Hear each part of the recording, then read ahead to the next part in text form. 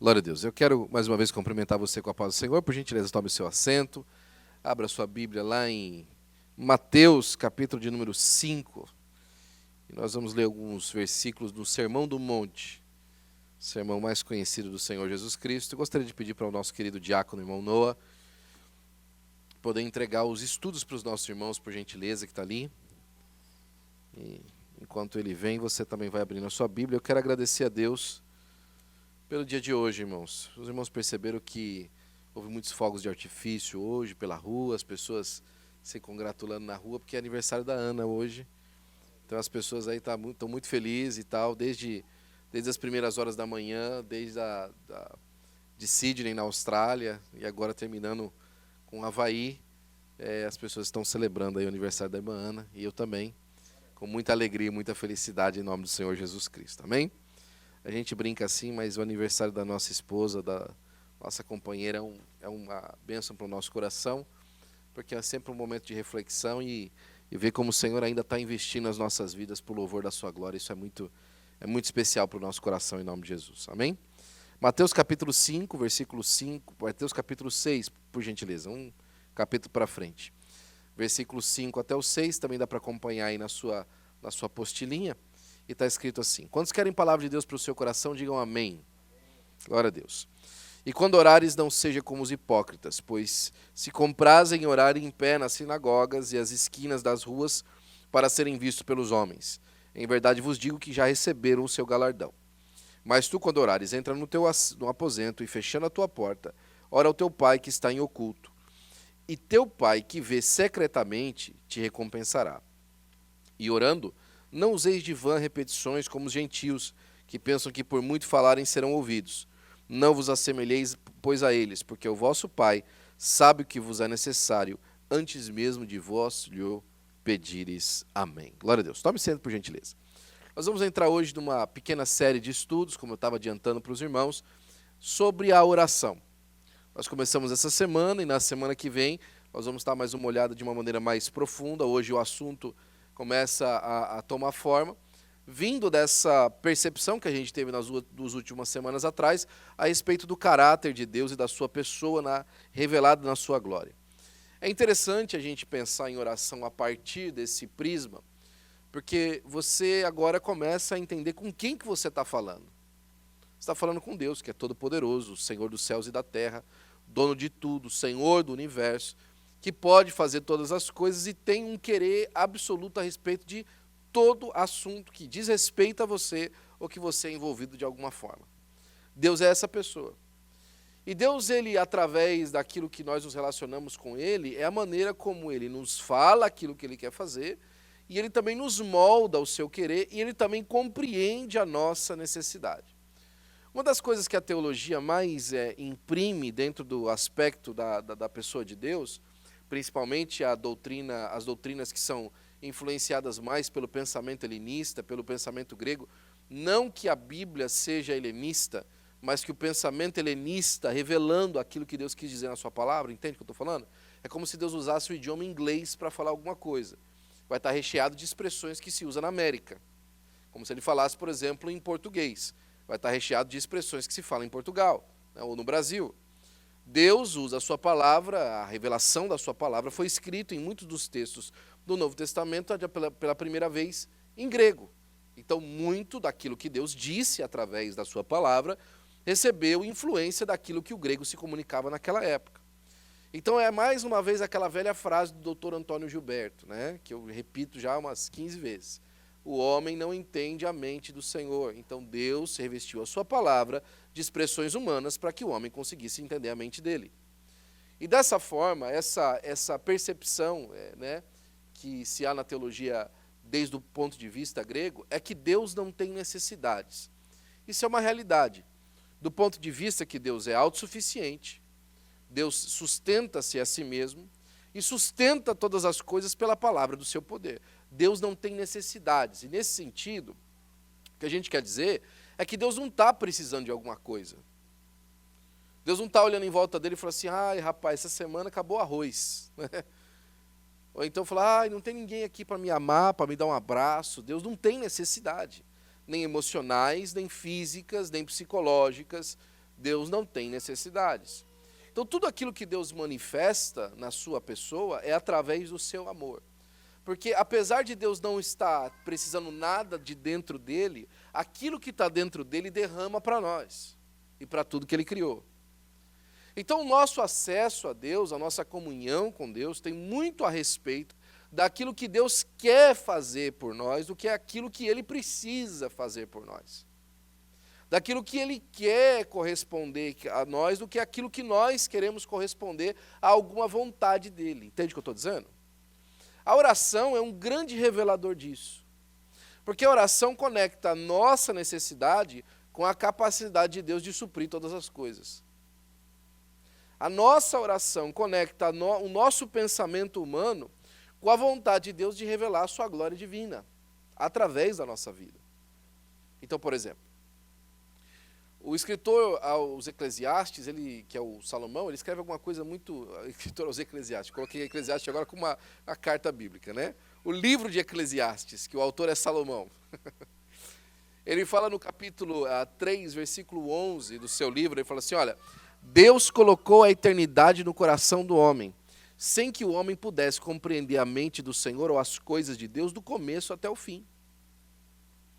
Então, o que ele está dizendo por isso aí é aquilo que o Antônio Gilberto fala, mas é aquilo que o C.S. Lewis repetia também muitas vezes.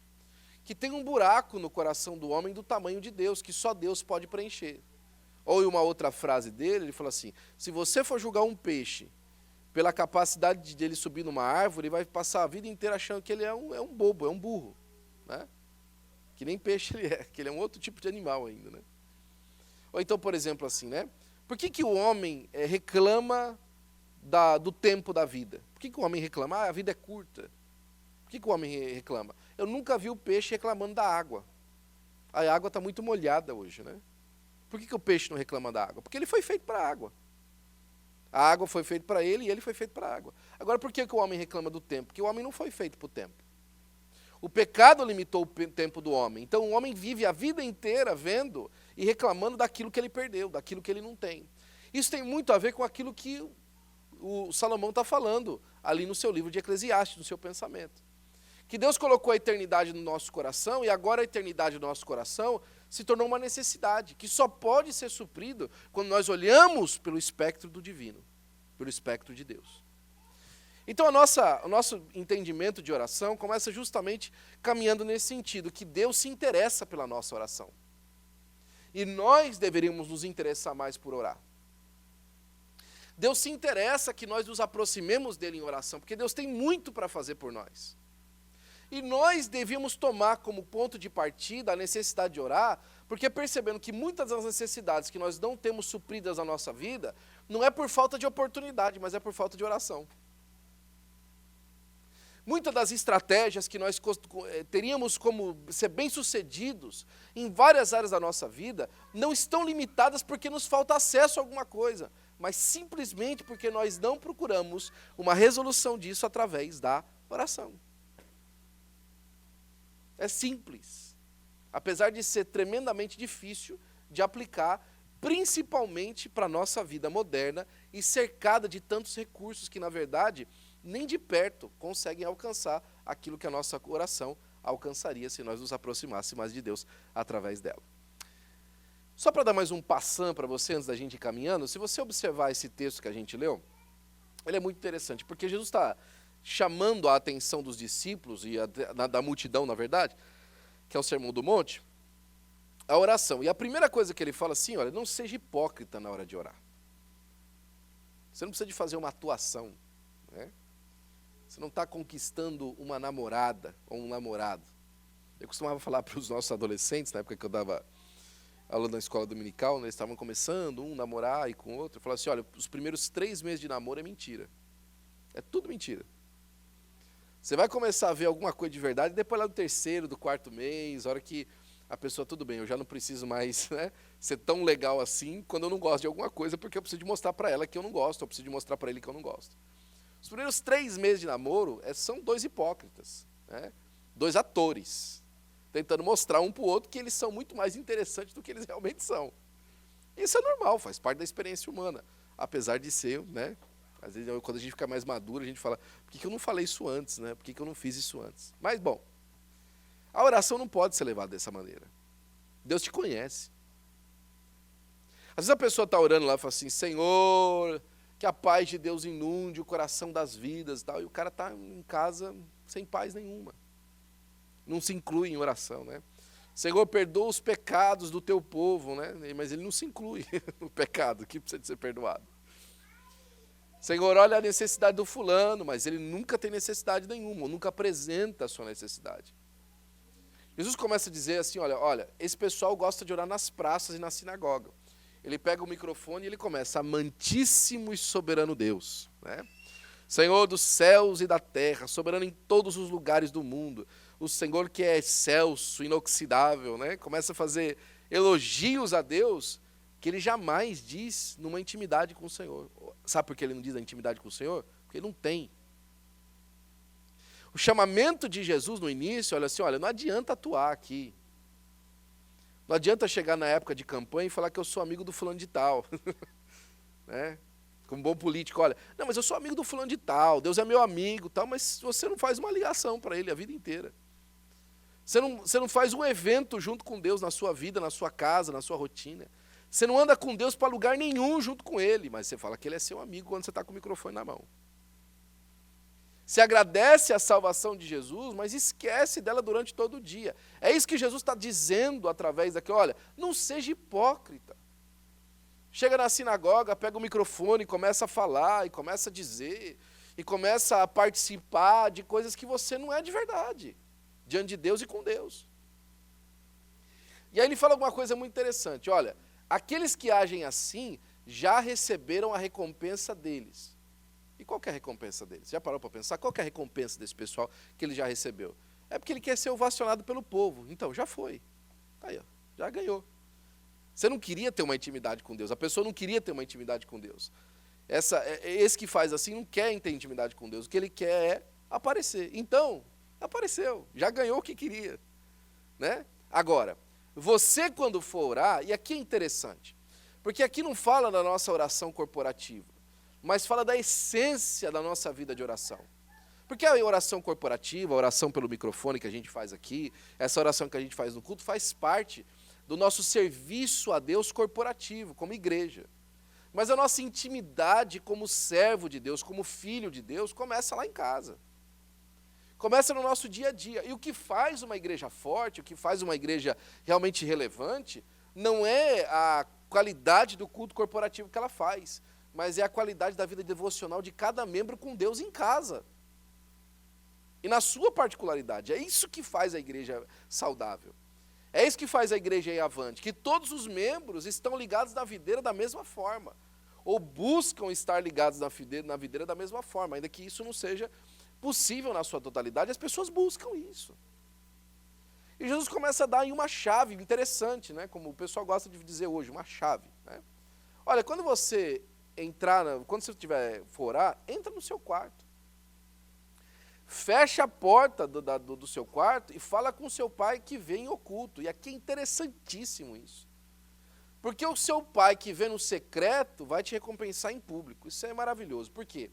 Porque me faz lembrar a primeira vez que eu vi essa expressão na Bíblia. E talvez eu já tenha compartilhado com você. Está lá em Gênesis. Por volta do capítulo 15, 16, na fuga de Agar. Lembra? Que Agar saiu fugindo. E aí Agar está fugindo e no meio da fuga dela, Deus aparece. E fala assim para Agar, para onde você está indo, Agar? Deus não sabia para onde Agar estava indo? Já a gente vai saber disso aí. Deus sabia para onde Agar estava indo. Para onde você está indo, Agar? Estou fugindo e tal, porque a minha senhora quer me matar e tal.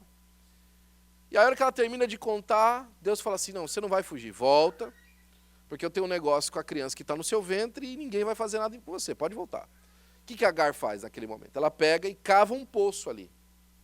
E chama aquele poço de Bet Elroi, o poço do Deus da vista, ou Deus da vista. Né?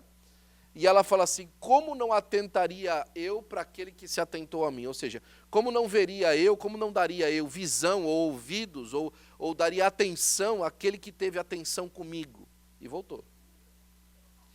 Quando Eleazar, que vai buscar Rebeca para casar com Isaac, está voltando, E eles se encontram, né, pela primeira vez. Rebeca vê de longe a Jacó, Isaac, perdão, né? Rebeca vê de longe a Isaac. Isaac está voltando das suas meditações que ele fazia todos os dias, das suas orações, né? E quando Rebeca vê de longe, ela se cobre. Mas da onde Isaac estava voltando? Ele estava voltando das suas orações, das meditações que ele fazia em Bet-Elroi, o lugar onde Deus teve experiência com Agar. Ou seja, ele não ia orar na tenda onde Abraão recebeu a promessa quando Deus apareceu. Ele não ia orar no lugar onde a mãe dele cozinhava. Ele foi orar onde Deus viu a escrava, porque era um lugar secreto com Deus. Agora é interessante que a expressão que fica não é que Deus ouviu a oração, mas é que Deus viu a pessoa. Essa é a expressão, que some no Antigo Testamento, completamente some. A primeira vez que ela aparece é justamente quando Jesus vai falar o método da oração, porque ele fala assim, olha, você quando fechar a porta do teu quarto e orar para o seu pai em secreto, ele não vai ouvir a sua oração, ele vai ver a sua oração. E por que Deus vê a oração? Ele responde por causa do final, ele fala assim, olha, as suas necessidades, Jesus está respondendo, são conhecidas antes mesmo de você dizer, não é isso que ele está falando? Então por que a gente ora? É porque é o seguinte, é porque orar, quando você ora, você se faz audível. E quando alguém te ouve, ele consegue enxergar pelos seus olhos. Então Deus vê o secreto quando você ora, é Deus enxergar a perspectiva conforme você está vendo. E aí sabe o que acontece quando ele enxerga a perspectiva conforme você está demonstrando? Ele demonstra a perspectiva que segundo ele está vendo para você. E é isso que é a nossa mudança de atitude ou de ideia a respeito dos assuntos que Deus nos apresenta na oração. É que na oração privada, pessoal, de intimidade, a gente mostra para Deus como é que a gente enxerga, para receber de Deus como é que Ele enxerga. Para que a gente possa mudar de atitude, para que a gente possa alcançar alguma coisa, para que a gente possa viver os propósitos de Deus na nossa vida, através da oração. É na oração que Deus demonstra aquilo que Ele está vendo. E é na oração que nós demonstramos a Deus como nós estamos vendo.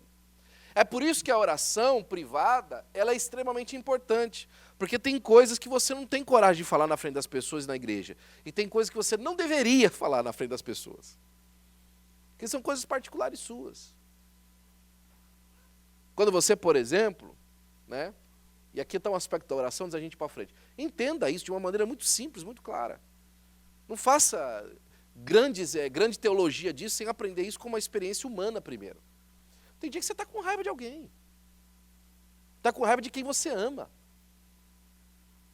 Que se você expressar aquilo para aquela pessoa, vai ser uma ofensa para ela. E você vai causar marcas profundas que vai durar anos. Você não pode falar isso para ela. Porque você tem educação. Mas você pode falar para Jesus o jeito que você está se sentindo e esperar que Ele molde seu coração. Para que Ele te ajude.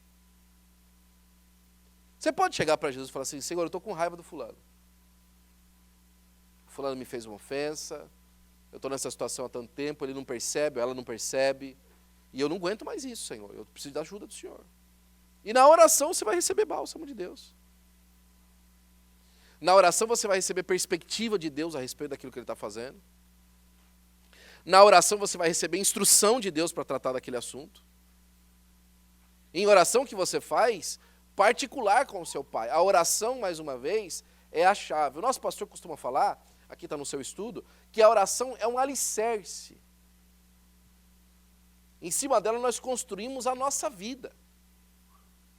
E a oração anda de encontro, anda junto, muito de perto com a palavra. Porque a oração, ela se baseia na palavra, e aquilo que Deus diz para nós na oração se revela na palavra. A instrução que Deus dá através da palavra, durante a oração. E a maneira como você se aproxima de Deus, o método está na palavra. Você já viu relacionamentos ruins entre pessoas que se amam porque não sabem conversar uma com a outra? Eu já vi. Porque a pessoa não sabe o método de como dizer alguma coisa para a pessoa. Ela precisa o quê? De uma instrução. Aqui está a palavra para nos instruir. Como é que nós nos aproximamos de um Deus que nos ama. E Deus já fez isso para ele demonstrar para nós o plano dele em geral, para ele saber como que Deus é. Porque Deus não vai agir conosco fora do seu caráter, que está revelado. O caráter de Deus está revelado justamente por conta disso, para que através do nosso relacionamento com Ele, a gente saiba o que Deus vai fazer de verdade, porque nós conhecemos quem Deus é. Ainda que não na sua plenitude, mas através da sua plenitude que habitou entre os homens, a pessoa maravilhosa do Senhor Jesus Cristo.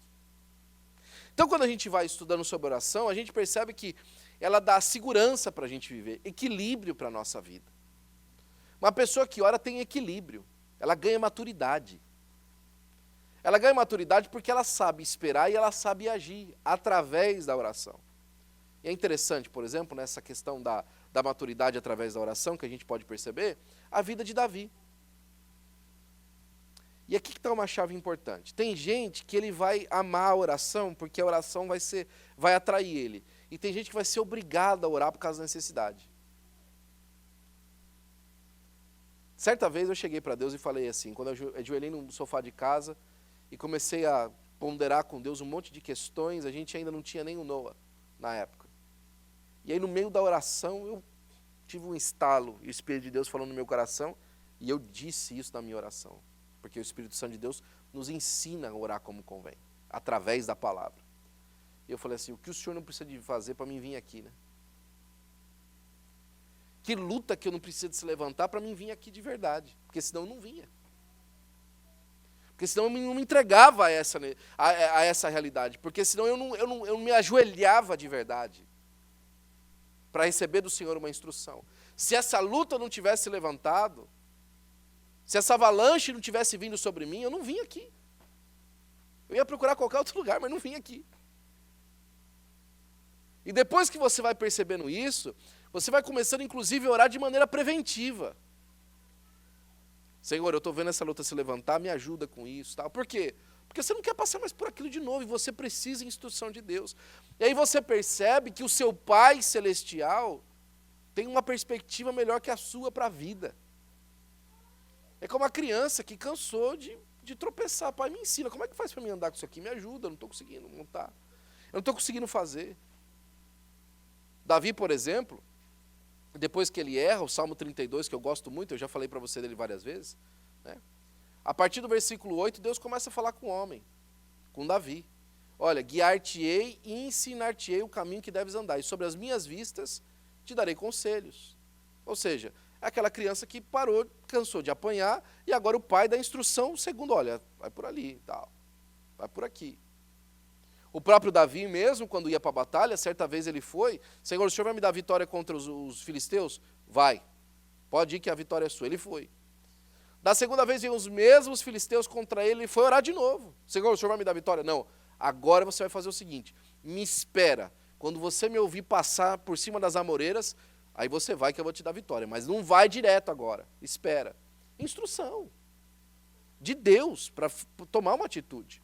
E é importante isso, porque isso nos faz entender que Deus quer nos mostrar o caminho que nós temos que andar. A oração é uma cabine de força, e a gente precisa estar sempre cuidando e observando as nossas vidas através dessa forma. A primeira parte aí do nosso estudo vai falar que o alicerce de uma vida de oração, né? No capítulo 6, Deus estabelece um princípio muito importante para a sua vida, para que aquele que ora, ore com um verdadeiro coração, busque ao Pai de verdade, uma comunhão com o Supremo Senhor de todas as coisas, né? E ele fala no capítulo 7, no versículo 24 e 27, terminando o Sermão do Monte, que aquele que ouve as palavras do Senhor e pratica é um homem bem-aventurado. E Jesus está dando muito perspectiva para a prática de uma vida de oração, para a prática de uma vida segundo o padrão do reino de Deus. Ele fala assim, olha, se você praticar isso aqui, você vai ser bem-sucedido. Você vai alcançar êxito na sua vida. Agora, quem quer ser fracassado em alguma área da vida?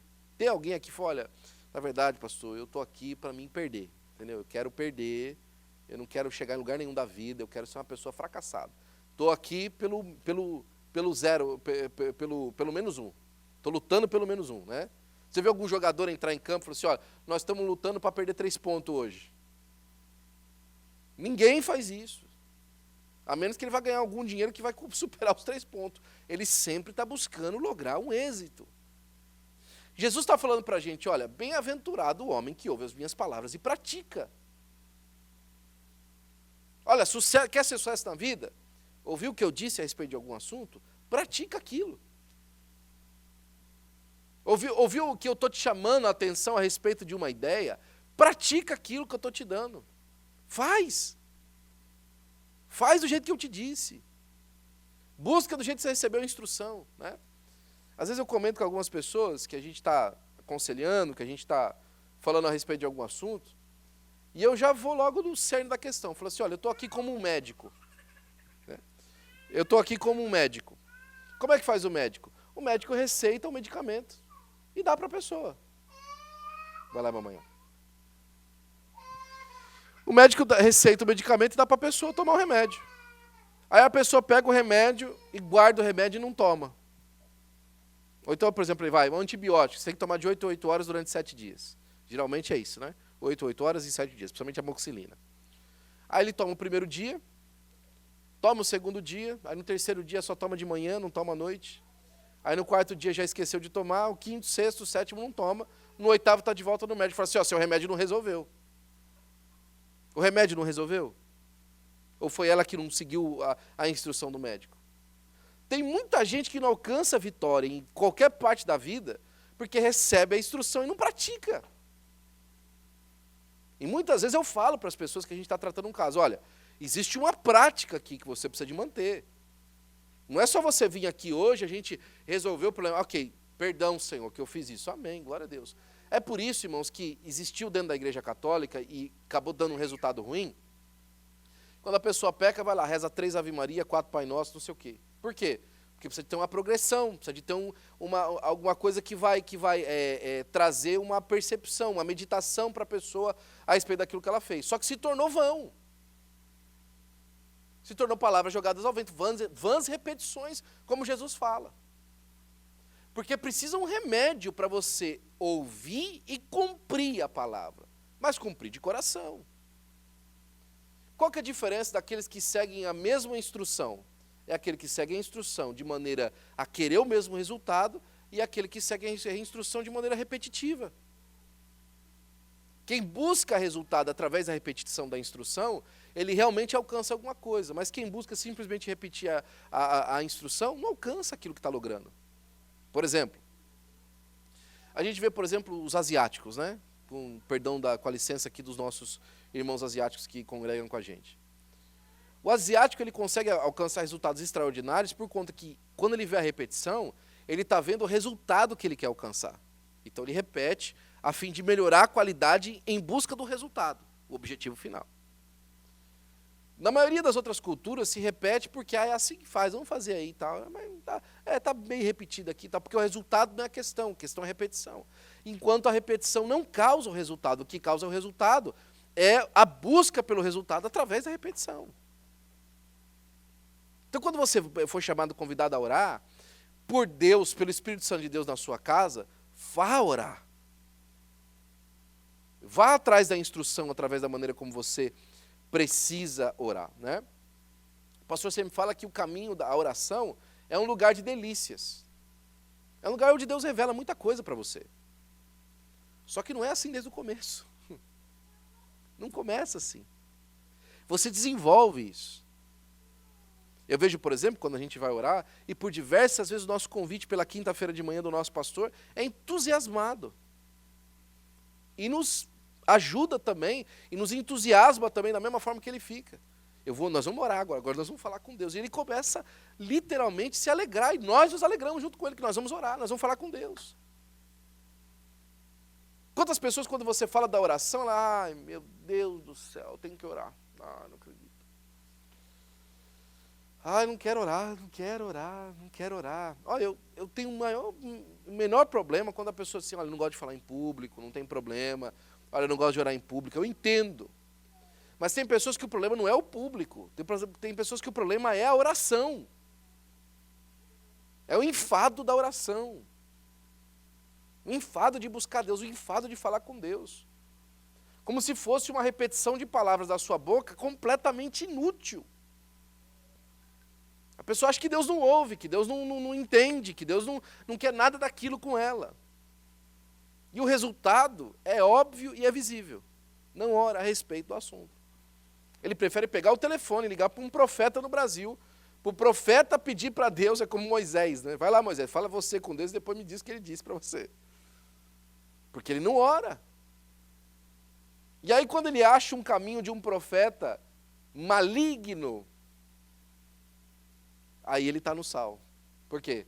Porque o que o Moisés dele disser, mesmo que seja um Moisés da China, ele ouve. Quantos hoje o Moisés dele não é a pregação que ele ouve na internet? Aí aparece lá o fulano do interior de São Paulo, que eu conheço, do interior do Paraná, que eu conheço muito bem, sei de onde ele começou. Porque Deus, e lá no microfone, tudo escuro em volta, ele lá na frente do microfone, falando manso no microfone, a pessoa chora, Deus me ouviu. Não, irmão, Deus não te ouviu, você não falou com ele. Você ouviu alguma coisa que você queria. E aí chamou isso de Deus te respondendo, mas não foi Deus que te respondeu. Você não falou com Deus a respeito do assunto. Quantas vezes, irmãos, Deus já me chamou a atenção por isso. Certa vez eu estava conversando com um amigo de um assunto, era o terceiro amigo que eu estava conversando com ele, a respeito do mesmo assunto. O Espírito de Deus falou no meu coração, rapaz, com quantas pessoas você vai falar isso aí antes de você falar comigo? Você já falou com fulano, com ciclano e com beltrano, você só não conversou comigo disso aí. É um problema que você tem, uma situação que você conversou com 3 amigos, menos comigo. Eu falei, é verdade. Eu não falei com Jesus daquilo lá. Aí eu fui falar com Jesus daquilo lá. E quando eu fui falar com Jesus a respeito daquele assunto, a primeira coisa que eu descobri é que eu não precisava ter falado com mais ninguém. Eu estava me expondo. Por um problema que era tão particular meu que eu podia ter resolvido eu e Jesus me mostrando na palavra como é que eu saía daquilo lá. Por falta de comunhão na oração. Por entender que Deus responde. Por entender que Deus quer falar. Então, a gente precisa de andar no maravilhoso caminho da oração. E o tempo vai embora, né? É o tempo marvado. O maravilhoso caminho da oração. Paulo falando a Timóteo, essa semana a gente deu uma olhadinha nisso no nosso Bible College. Ele falou assim, Timóteo, a primeira coisa, vamos lá, vamos startar a vida aí, da igreja em Éfeso. Você como obreiro, ok? Vocês como líderes. Entenda isso, vai startar qualquer tipo de trabalho. Você é líder. Você foi convidado para fazer alguma coisa na igreja ou por Deus. A primeira coisa, Timóteo, ora. Comece por oração. Olha, admoeste que tudo que você for fazer, comece com oração. Deprecações, orações, intercessões, ações de graça, por todos os homens, por aqueles que estão... Começa orando. A primeira coisa que você vai fazer, começa orando. É por isso, por exemplo, se você está me ouvindo, participando desse culto, se você faz parte dessa igreja, se você está me ouvindo a minha voz, saiba que uma igreja do Ministério do Belém, a partir dos Estados Unidos da América, todos os trabalhos começam com 30 minutos de oração. Sempre. O trabalho não começa a hora que a gente canta pelo sangue. O trabalho começa a hora que a gente começa a oração. O culto não começa a hora que você começa pelo sangue. O culto começa a hora que a gente começa a oração. Esse é o início do culto. Esse é o início do nosso culto. Nosso culto começa com oração. Então, sempre quando você não participa da oração, por qualquer motivo que seja, justo, injusto, abençoador, não abençoador, qualquer momento, você não começou o culto no início do culto. Você começou o culto no meio do culto, ou na metade que você veio, porque o culto começa com oração. Por quê? É uma recomendação de Paulo a Timóteo. Tudo que você for começar, Timóteo, começa com oração. Não faça nada sem orar. Não compre nada sem orar. E às vezes eu fico pensando, será que a gente não está orando menos do que a gente devia para fazer as coisas que a gente está fazendo? Será que a gente não precisava de orar mais para decidir isso ou decidir aquilo? Porque tem muita coisa que baixa o download e você sabe o que fazer. Por exemplo, deixa eu dar um exemplo aqui que pode parecer bobo para você. Você ora antes de sair de casa para fazer um trabalho de manhã? Você ora pelo trânsito? Você ora pelo seu dia? Você ora pelas pessoas que você vai conversar? Você ora pelas pessoas que você vai servir? Você ora pelo dia das pessoas que você ama? Olha coisa que você já tem para orar. Você fala para Deus te dar estratégia. Você ora para cozinhar a sua comida. Até eu lembro disso de uma maneira tão clara, né? Aliás, a gente precisa de orar por ela, que ela está em cirurgia, passou por cirurgia hoje. Mas uma das filhas do nosso pastor, ela sempre foi muito abençoada para a gente fazer eventos na igreja. A mão dela para a cozinha, a maneira dela de organizar as coisas é extraordinária. Todas as vezes que a gente tinha um fundraising dentro dos jovens, a gente ia levantar recursos dentro dos jovens, a gente sempre falava com ela, falou assim, olha, você pode ajudar a gente para a gente fazer a cantina e tal, etc. Ela sempre tinha ideias maravilhosas. Uma vez, numa cantina de final de semana de Santa Ceia, para fazer o nosso retiro, ela levantou $800 em uma cantina. Eu achei aquilo um absurdo de dinheiro. Uma cantina, geralmente a gente levantava 100, quando o dia era muito bom, 200, ela levantou $800. De gente comprando coisa, foi comprando e comprando e comprando, $800, não acredito. E de coisa que vendeu, não era gente dando dinheiro não, coisa que vendeu mesmo. Eu falei assim, filha, como é que você conseguiu isso? Eu falei assim, então, essa semana eu jejuei e orei pelo cardápio que a gente ia fazer. Uau! Que coisa extraordinária. Ela jejuou e orou pelo cardápio. Para ver se o cardápio era aquele ou seria outro. Antes de começar. Esse tipo de coisa dá para a gente um glimpse, um insight daquilo que a oração pode alcançar na nossa vida. Será que se a gente não orar e não buscar Deus em certas circunstâncias, será não? Eu tenho certeza que sim. Que a gente vai receber de Deus instruções que são extraordinárias para fazer algumas coisas que a gente não está conseguindo. Antes de ser como igreja, de maneira pessoal, no nosso trabalho, na nossa escola, nos nossos relacionamentos, né? Orar para que Deus abençoe os momentos do nosso relacionamento. Viu? Somente para os casais agora. Orar por todas as áreas da nossa vida. De maneira santa, agradável. Não com deboche, não com malignidade. Orar por tudo na vida da nossa família e do nosso casal. Na nossa vida a dois. Tem gente que não faz isso, né? Todas as coisas. Porque na oração também a gente passa por dois lugares muito importantes, que é a gratidão e a adoração. A gratidão, irmãos, revela um coração que percebe o que Deus está fazendo. E quando a gente mostra para Deus o que a gente está fazendo, não é Deus que fala assim, olha, que legal aí, ó. Ainda bem que ele reconheceu. Não é isso que está acontecendo. É que nós nos colocamos mais disponíveis ainda àquilo que Deus quer fazer ainda mais para frente. Quando nós aprendemos a agradecer a Deus pelas pequenas coisas, coisas mínimas. Deu certo a reunião hoje, funcionou. Glória a Deus, que bênção. Eu orei por isso. Né? Às vezes eu vou fazer o cartaz da igreja, eu mando para o pastor 5, 6 cartazes que eu trabalhei e tal. A primeira coisa que ele fala para mim, quando ele não gosta, ele fala assim, você não orou, né? Do tamanho da importância que nós damos para a oração, para as coisas mínimas. E a gratidão que nós temos a Deus, por exemplo, quando alguma coisa funciona. Fala, Senhor, obrigado que aquele material ficou bonito. Senhor, obrigado que o culto foi abençoado. Senhor, obrigado porque aqueles irmãos vieram ao culto essa noite. Eu estou falando do meu trabalho. Senhor, obrigado que deu certo esse relatório que eu fiz. Senhor, obrigado que saiu bem a carteirinha aqui do irmão fulano de tal que eu imprimi. Senhor, obrigado que o vídeo que eu fiz deu resultado. Agradecendo a Deus, porque isso nos coloca no caminho de como é que faz para que da próxima vez você também logre, você logre também sucesso. A gente precisa de correr, tem tanta coisa para falar sobre oração. Mas nós vamos entrar aqui, ó. Algumas atitudes individuais necessárias e a escala de valores da oração, né?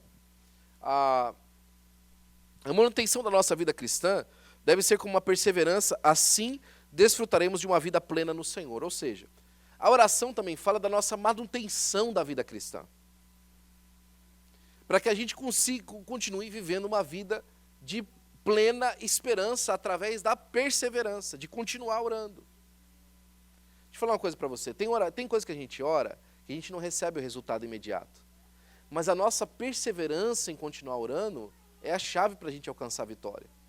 Agora, é impossível perseverar na oração se a sua oração é sempre uma oração de petição e nunca de agradecimento e nem de celebração de vitória de quem Deus é. Porque a gente, às vezes, a gente foca numa coisa tão específica da oração, que a gente acaba esquecendo um monte de coisa que Deus já fez. Né? Tem uma coisa que um dos nossos filhos faz, que eu e a mãe, às vezes, fica um pouco frustrada, né? Que é quando a gente está indo para um lugar, ele está falando de outro. Por exemplo, a gente foi fazer uma viagem esses dias atrás, e ela foi pegar eles na escola, para a gente poder se trocar e sair para esse lugar. E aí um deles pegou e falou assim, mãe, será que a gente pode ir lá ano que vem? A gente não foi esse ano ainda, a gente está a caminho de lá esse ano ainda. Ele já está pensando no ano que vem. Isso é frustrante, por quê? Porque às vezes a gente deixa de reconhecer aquilo que já está acontecendo, por conta de uma coisa que a gente quer no futuro.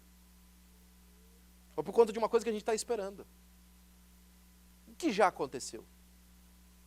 E o que já aconteceu? Eu lembro que tinha uma coisa que eu sempre conversava com a Ana, quando a gente estava ponderando algumas coisas que ainda não tinham sido solucionadas. Eu falei assim, mas você viu que já melhorou?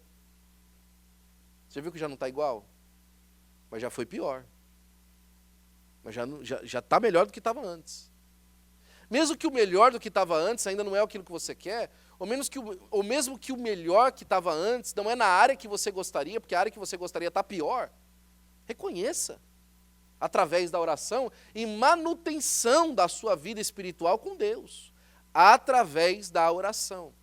E de novo, antes de ser uma oração corporativa, a sua oração individual, a sua vida pessoal, a sua vulnerabilidade pessoal. Né? Agora vai principalmente aí para os varões. Meu amigo, às vezes dá vergonha de chorar na frente da companheira, vai chorar com Jesus, meu amigo. Vai se esgoelar com Jesus. Senhor, eu não aguento mais isso aqui. Vai falar. No lugar secreto você pode. Na sua intimidade com Deus você pode. Se lembre que lá você é noiva dele, viu? Como igreja. Lá você pode mostrar vulnerabilidade. Vai orar, vai falar com Deus. Né? O Senhor Jesus Cristo disse que era necessário a gente ir a Ele toda vez que a gente estivesse cansado e sobrecarregado, porque Ele tinha alívio para nós. Alívio para a nossa vida. Né? E Ele também adverte os discípulos, no capítulo 15 da sua oração sacerdotal, Ele fala assim, olha, se vocês estiverem em mim e as minhas palavras estiverem em vós, vocês vão pedir tudo o que vocês quiserem, vai ser feito. Se a gente procurar, estiver em comunhão, como é que a gente está nele? Através da oração. E como é que a palavra nossa a palavra dele está em nós? Também através da oração. Na oração a gente recebe a revelação daquilo que a gente leu. Leitura da palavra e oração. Leitura da palavra e oração. É assim que funciona. E aí, irmãos, tem uma escala de valores aqui que é muito interessante. O nosso pastor fala dela há mais de 10 anos. Né? Acho que desde quando eu cheguei nos Estados Unidos eu ouço ele falando dessa escala de valores. Certa vez ele conta esse testemunho, é muito bonito, então vale a pena a gente repetir, porque se conecta muito bem com essa escala de valores que ele desenvolveu e que nos ajuda muito a entender. Porque tem muita gente que fala assim, tá bom, pastor, e como é que eu oro então? Porque não tem assunto, eu vou falar o quê? O que eu vou falar para Deus? O que eu vou conversar com Deus? Né? Não tem assunto. Eu vou ficar falando, né? Não tem assunto. Certa vez ele estava passando um momento muito difícil na sua saúde, e passando muito mal mesmo e tal. Ele conta especificamente de um culto que ele foi pregar no interior de São Paulo, e durante a mensagem ele estava com uma dor de cabeça, que ele achou que a cabeça ia cair do pescoço. Só que Deus estava abençoando a mensagem, enquanto ele estava pregando, ele foi entregar o microfone para o pastor e falou assim, olha, estou com a minha cabeça aqui, está doendo, eu preciso terminar a mensagem. Aí o pastor falou, não, tá bom, continua pregando, vai. E ele quase morrendo de dor de cabeça e continuou pregando. E ele estava passando muito mal durante aqueles dias, e veio um pastor em Nova York, irmão Costa Deer, já está com o Senhor esse irmão, mas foi ele que deu esse padrão para o nosso pastor, e foi muito abençoador na vida dele, e tem sido na minha vida e na vida da minha família. E ele falou assim, e o pastor Costa Deer trouxe para ele alguns medicamentos, né? Falou assim, olha, eu estava orando em oração lá em Nova York, e Deus me revelou que o irmão está com um problema de saúde. Então eu trouxe esses remédios aqui, naturais, para o irmão tomar, e deu um remédio para ele. Agora tem outra coisa que está acontecendo, as suas prioridades da sua vida estão erradas. Então deixa eu começar para você me perguntando, quem que é a prioridade da sua vida? Aí ele falou assim, a obra de Deus, ele está errado. Aí o pastor ficou, como assim está errado, né? Está errado. A obra de Deus não pode ser a prioridade da sua vida. Deus tem que ser a prioridade da sua vida. A pessoa mais importante na sua vida é Deus, antes da obra. Antes de fazer qualquer coisa para Deus, a coisa mais importante é Deus. É como se você se preocupasse mais com o seu casamento do que com a sua esposa ou com o seu esposo. Você só tem casamento porque ela tá lá, ou ele está lá. Se não tinha casamento, como é que você está casado com uma pessoa que não está lá? A obra de Deus é importante ter o seu lugar, mas a pessoa mais importante é Deus. Você precisa de amar a Deus, ter comunhão com Deus, conversar com Deus, andar com Deus, antes de fazer a obra de Deus. Aí o pastor falou, tá certo, não, tá bom, nessa perspectiva sua tá certo. Tá bom, quem que é a segunda pessoa mais importante da sua vida? Aí ele, tá bom, agora é a obra de Deus. Ele falou, não, é você. A segunda pessoa mais importante da sua vida é você. Porque se você não estiver bem com você, como é que você vai fazer a obra de Deus? Se essa sua comunhão com Deus não estiver funcionando bem, como é que você vai colocar a sua mão nas coisas de Deus? Você primeiro precisa entender que você precisa cuidar de você. E cuidar de você é da sua mente, à sua alma, ao seu corpo. Você precisa cuidar de você.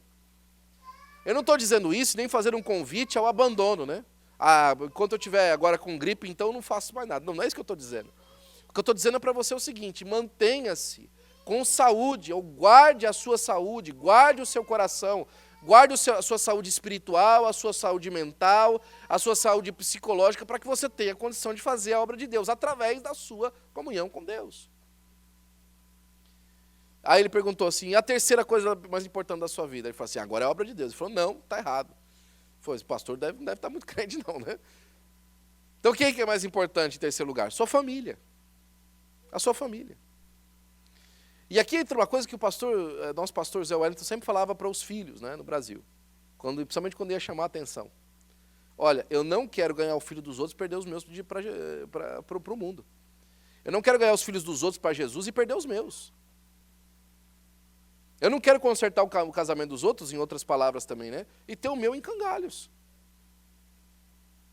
Eu não quero viver arrumando a vida das pessoas e servindo as pessoas, enquanto a minha família passa fome. Paulo fala assim, olha, quer fazer bem, comece primeiro com os da família. Porque aquele que não cuida da própria família é infiel, é pior do que o infiel. E negou a fé. É importante cuidar da família, das necessidades da família. Quais as necessidades que a família tem? A sua esposa, o seu cônjuge, o seu esposo tem necessidades. Qual que é as necessidades dele? Como é que você cuida dele? Como é que você cuida dela? Como é que você cuida dos seus filhos? Filhos, como vocês cuidam dos seus pais? O cuidado da família. Por conta da comunhão com Deus, através de você sendo restaurado pelo Senhor, abrangendo a sua família, levando a sua família, né? E aí, a quarta coisa. Aí o pastor falou assim, agora não é possível, é a obra de Deus. Ele falou assim, a obra de Deus. Quem tem comunhão com Deus, quem foi restaurado pelo Senhor e agora está bem consigo mesmo, sabe quem é, serve a sua família, tem condições de fazer a obra de Deus. Tem condições de andar com Deus. Tem condições de caminhar com Deus. E em quinto lugar, as demais coisas. Aí você vai orar pelas finanças, pelo país, né? Você pode orar pelas finanças da família, mas você vai orar agora pelas finanças do país, você vai orar pelo Joe Biden, você vai orar pelo Lula, você vai orar pelo governador de São Paulo, Tarcísio, pelo governador de Minas Gerais, que é o Zema. Aí você vai orar pelos deputados federal, vai orar pela cidade, vai orar por um monte de coisa. Vai orar pela situação do país. Aí você vai orar. Vai orar pelo documento imigratório dos Estados Unidos, vai orar por um monte de coisa. As demais coisas, né? E aí a gente brinca ainda que em sexto lugar você ora pela sogra. Você deixa em sexto lugar para orar pela sogra. Então nessa escala de valores você já recebe muita instrução para que você saiba por onde começar. Como é que então você vai começar? Vamos lá. Primeira coisa que você começa na hora de orar. Adora a Deus, vai falar com o Senhor. Começa adorando a Deus. Começa glorificando o nome do Senhor, louvando o nome do Senhor. Passa tempo.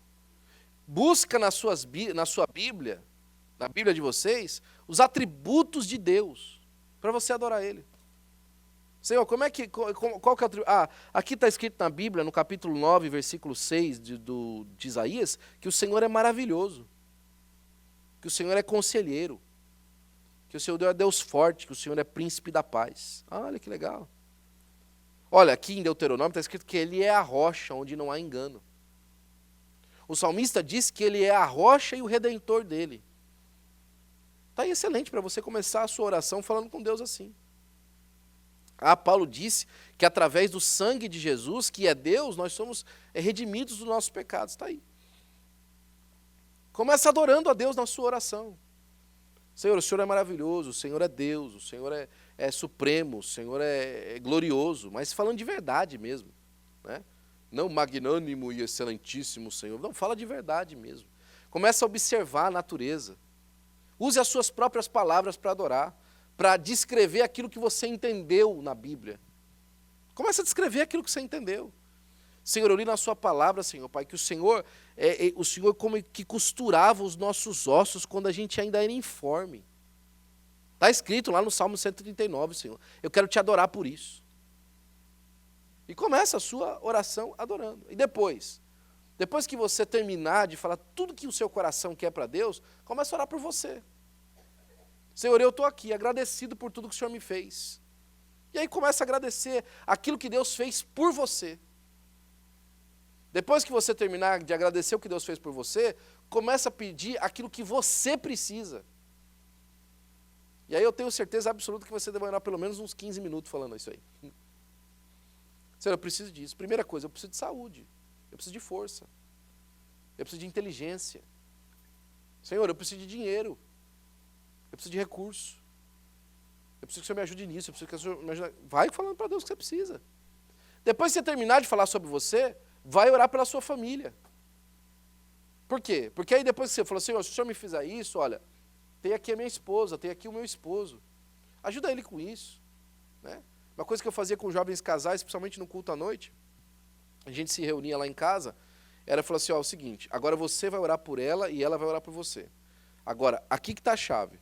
Você não vai orar por ela, para aquilo que você quer dela, mas para aquilo que Deus quer dela. Comece a interceder pela vida dela, para que Deus faça aquilo que Ele quer na vida da pessoa. Comece a orar pela sua família.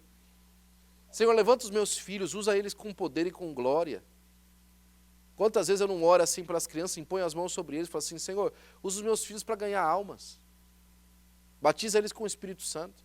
Quando a gente voltou do CONAD, eu fui ajoelhar com os dois para orar, falei assim, lembra que o Pai pedia para Jesus batizar vocês com o Espírito Santo? Pois é. Já aconteceu. O pai que precisa de agora pedir para outras coisas. Que essa aí já foi. Orar pelos filhos. Interceder pela esposa. Pela necessidade da esposa. Pela necessidade do esposo. Né? O que ele está precisando? Segundo aquilo que ele precisa na visão dele. Na visão dela. Né? Às vezes o que ela precisa para você é um absurdo. Por exemplo. Ok? Deixa eu dar aqui talvez você vai me chamar de vão, né? Com alguma coisa que seja efêmero, né? Às vezes o que ela precisa é ir fazer a unha. Ore por isso.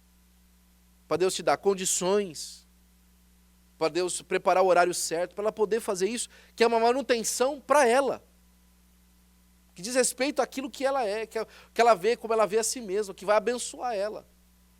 Senhor, abençoa os olhos dela para ela enxergar a bênção que ela é. A bênção que Ele é na minha vida. Né? Ore por isso. Ore por essas coisas. Você aí vai ter muita coisa já para você orar. Depois disso, ore pela igreja. E quando você orar pela igreja, comece pelo pastor Joel. Ore pelo pastor dessa igreja. Pelos homens de Deus que estão aqui trabalhando para que a igreja seja alimentada com a palavra de Deus, não com história de carochinha. Ore pelos pastores, ore por mim, ore pela Ana. Ore pelo Raul, ore pela Ana. Né? Ore pelos pastores que estão ministrando sobre vocês. Ore pela igreja do Senhor Jesus Cristo. Ore pelos seus irmãos. Depois que você terminar pelos seus irmãos, ore pela cidade. Olha como é que está a montanha lá do Big Bear, lá, o problema das chuvas, o problema da neve. Ore por isso. Quanta coisa a gente já tem para orar. Eu tenho certeza absoluta que você não termina essa oração em menos de 5 minutos. Menos de 15 minutos. É muita coisa para você orar. É muito assunto para você orar. Faça uma lista daquilo que você vai orar e comece a orar. E você vai ver quanta coisa Deus tem para fazer através da sua vida, né? Então, vamos lá, vamos ver se a gente consegue saber a escala de valores. Primeiro, Deus, depois,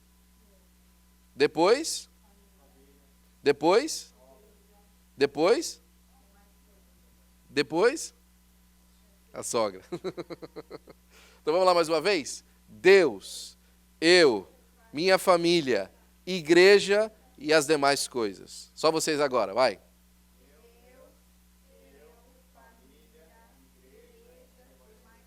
Amém. Glória a Deus. É uma escala de valores que funciona. Isso aqui não é doutrina, isso aqui é um método didático para te ajudar a orar. E eu acho que ele é muito bom, vai te ajudar bastante a você aprender a orar. E agora é orar, né?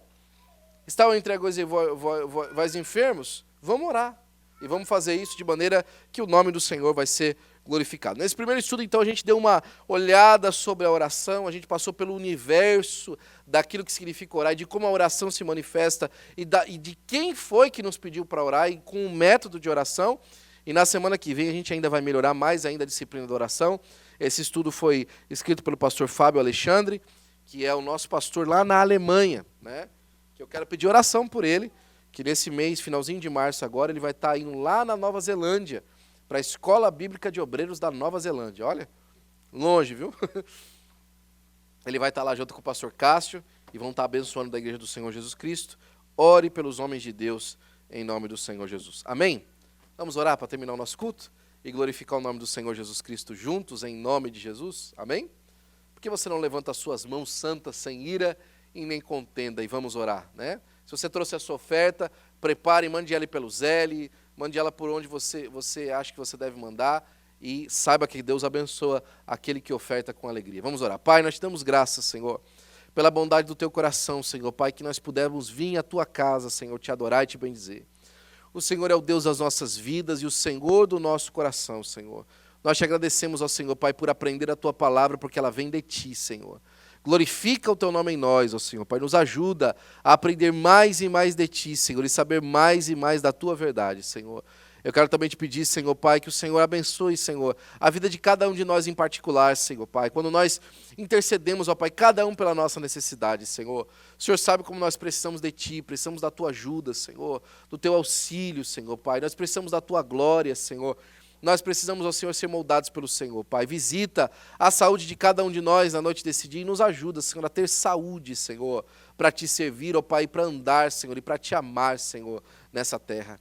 Pai, venha abençoar também, Senhor, a nossa família, cada um, Senhor, Pai, da nossa casa, Senhor, Pai, que vive conosco, Senhor, Pai, que anda conosco, Pai, para que a vida deles, ó Senhor, seja abençoada por Ti em todas as áreas. Nos usa, Senhor, como bênção para a nossa casa e na nossa família, Pai. Abençoa a nossa igreja, Pai. A começar pela vida do nosso pastor, Senhor. Abençoa o Teu filho, Senhor, Pai. A sua esposa, Senhor. Os obreiros, ó Senhor, Pai, que trabalham na Tua casa, Senhor. Pai, abençoa a cada líder, Senhor, a cada membro, Senhor. Aqueles que, Senhor, Pai, que estão se chegando à Tua igreja para serem salvos, ó Senhor. E aqueles que foram salvos recentemente, Senhor, Pai, confirma para a glória do Teu nome, Senhor, Pai. Abençoa a cidade de Los Angeles, ó Senhor. Senhor, Pai, o lugar onde nós estamos vivendo, Senhor, o trânsito, Senhor, dessa cidade, ó Pai. Senhor, Pai, as nossas andanças pela cidade, Senhor, guarda-nos pelo amor do Teu nome. E abençoa, Senhor, Pai, com uma bênção especial essa cidade. Para a glória do Teu nome, Senhor, é que nós pedimos agradecidos em nome de Jesus. Que a graça de nosso amado Senhor e Salvador Jesus Cristo, o grande amor de Deus, nosso Pai, as doces consolações do Espírito Santo de Deus, seja com todo o povo de Deus. E o povo de Deus diz com alegria, amém.